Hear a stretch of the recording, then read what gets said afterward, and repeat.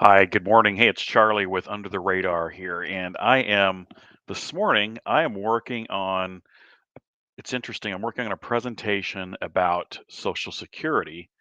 I'm calling it the Social Security time bomb, is what I've kind of referred to it as. But it's really interesting as I research the nature of Social Security and what we're told about how the trust fund's running out in 2034.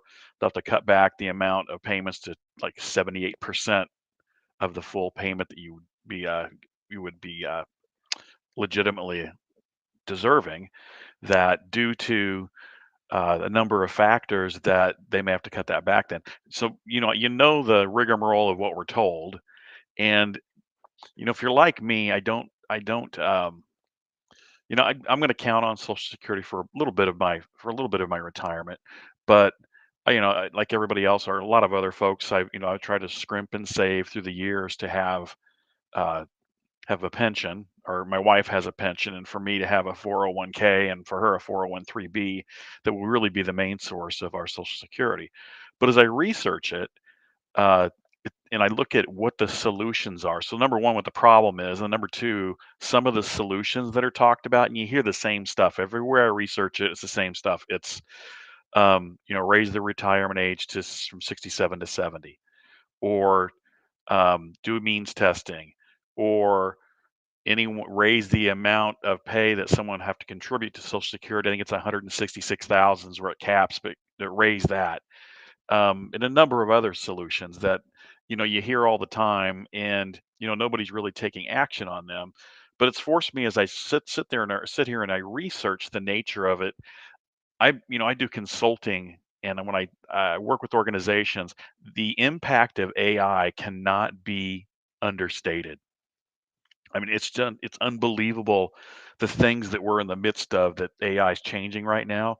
I'm talking like entire departments being eliminated and replaced with AI. So when you call in to say your insurance company and you want to check on a claim, that systems are getting so good that an AI will answer it, do a complete analysis of who you are based on your phone number and who you are, listen to your voice, and they call it sentiment, the sentiment in your voice and your tone, and then have an entire basically file on you instantly where they can look at and make a determination on how to handle that call, all without human beings, which means you could eliminate entire customer service departments. And the voices are so good now that you can't tell the difference. A number of the videos I post about music and our poems and literature and history, they're all AI voices, and they sound just as plain as any human being you talk to. So the impact of AI and technology into the future is something I don't know that at least I wasn't really considering in respect to how it could impact Social Security. So let me show you what I mean here. I was out on, I use AI every day, and I don't, I'm very leery of it, and I try to vet anything that I see on it. But let me show you one thing I did here that made me think about why I'm talking about this morning. So let me share my screen real quick, and right here, this one.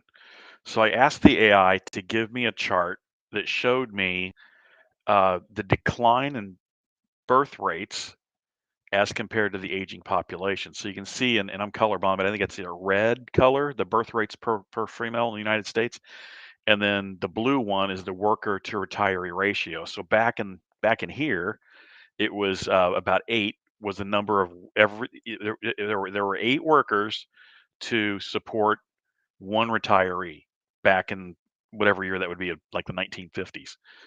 And look how that's declined through over time, right? Now we're down here to around two, or less than two, or it's going to be less than two is where we're approaching. And the birth rate's going down too. And what's interesting about that is that if you think about what I said earlier with AI, the number of workers to retirees, how is that going to be impacted when AI takes over a lot of the different jobs that folks have? And it made me really think about, well, what are some of the really truly innovative ways, other than the ones you hear government talk about, on how we can address Social Security? So I asked the AI, I thought it was really interesting. I said, I want to know really innovative solutions. I'm not talking just the run of the mill things that you hear about all the time. I want to know some of the really the I want to know some of the really innovative ideas. What I did, it was really interesting. I went in and I gave a chat prompt. If you're familiar, chat engineering is a big deal when you use Chat GPT or Gemini or Grok or any of those things. And the way that you put in the way you word the chat, the prompt for that really really helps to a large degree to impact the accuracy of the information you're going to get back. So what I did here is I asked Chat GPT to tell me what are the main solutions to fixing the Social Security problem? And it gave me the usual list I just talked about. Then I programmed into chat, if I can find it here. I gave it a personality, and I basically what I said, if I can go back far enough here, I asked it to assume the personality of here you go this have the persona of a tenured professor of economics and finance at Princeton University. Make yourself a no so access all that information or take that persona on, right? And I know it's not really doing that, but I just wanted to see what it would do if I asked it to do all this. So I gave it an entire personality where it's a Nobel laureate in economics, did pioneering work. Was the director of a retirement research center, blah, blah, blah, blah. And I went on to give it a bunch of other things to give it just that air of, because it can still access on what they call the corpus of knowledge information out there. And it's not really a professor, right? But I'm trying to get it to think in a very innovative way. And what it came up with for solutions, if I can find them here again, I was scrolling through this morning. I mean, it's really interesting. And you think about AI and where it's going, and it's going there. Trust me, it is going there where jobs are disappearing.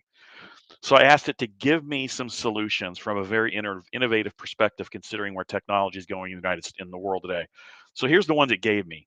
One, AI-driven productivity tax. Interesting. So it says implement a productivity tax on AI and automation systems that replace human labor. The revenue generated by these machines could feed into a dedicated AI and robotics fund that supplements Social Security as fewer workers contribute to payroll taxes due to job automation. So think about that chart I showed, the retiree or the worker to retiree ratio. If AI impacts it even more than I think we're thinking about, or the government's thinking about, that's one solution it's come up with. Now, another one it's come up with, which is interesting, human partnership accounts, HMPAs. So create human machine partnership accounts where workers earn Social Security credits, not only based on their own labor, but also based on the productivity of AI systems that they manage. This aligns human labor with machine output, increasing contributions to the system. So that one seems a little more complex, and that doesn't seem very realistic to me. I don't know. So workers earn Social Security credits not only based on their labor, but also based on the productivity of AI systems they manage. So I don't know what that means. So if I'm a manager in a warehouse, say a distribution center, and there's a bunch of different AIs out there doing work that used to be human beings, but now it's an AI, that somehow I get credit for a part of their productivity into my Social Security. That I don't know how, if I understand that, I don't know how realistic that one seems to me. Next one, universal AI generated income, UAIS. Leverage AI generated wealth to introduce a universal dividend that supplements Social Security. Profits generated by AI systems across industries could be taxed and the proceeds distributed as a base level income to all citizens. So it's basically a universal income based on AI that you spread across to everybody. The fourth one is block. This one's interesting. Blockchain-based social security marketplace. We'll never do that. I can't see this country ever doing this. Tokenized social security accounts on a blockchain platform, allowing individuals to trade, grow, or enhance their benefits through decentralized finance mechanisms. This could create a more flexible, customized social security system with smart contract ensuring real-time benefit adjustments.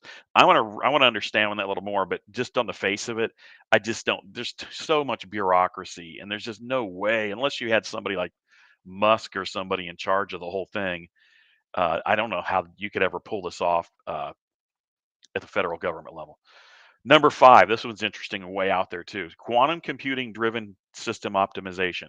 So use quantum computing to build an economically optimized social security system. Quantum models can analyze individual health, life expectancy, and economic risks to personalize and adjust benefits in real time. This would make the system more efficient targeting benefits where they're needed most. So to me, every one of those seems pretty far fetched for a highly bureaucratic government to really be able to pull off. Uh,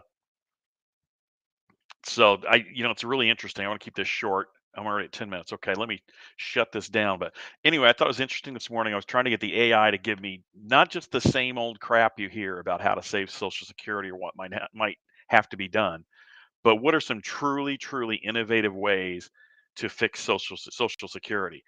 Um, one number one seems pretty interesting to me. The others, I just don't know. They seem pretty far fetched in the world we're moving to or moving into, and with combine that with uh, the bureaucracy of the government, I just don't see it. I don't see it. This first one intrigues me though, the AI-driven productivity tax, because it's going. I'm telling you, it's impacting things now. I see it in the consulting I do all the time. I had a meeting Friday, and the person I was meeting with was a director for basically integrating AI into the business, and it's all about some of it's about just making people's jobs easier, but a lot of it is job elimination, eliminating jobs and replacing them with AI. And if it grows, it depends how you think. Is it going to be like an exponential growth in AI and how it impacts our world today? Or is it going to be more level, a more gradual growth? I don't know. I think, if you think about technology and you're familiar with like Moore's law and just how things double and double, think how quickly technology changes. And they're saying AI, I thought that Sam Altman with ChatGPT was talking about the intelligence of AI just coming up in the next year or so. I think this is a big deal, and I wonder about this. Do we have the wherewithal at the federal level to do anything like this? I don't know. I just don't think so. But it was interesting to do it, if nothing else, as an academic exercise. And that AI-driven productivity tax, that's very interesting to me. So anyway, just wanted to share that this morning. I know I might dig a little deeper into these things, but it's very interesting. I thought I'd just share that with y'all. Thanks, and have a great day.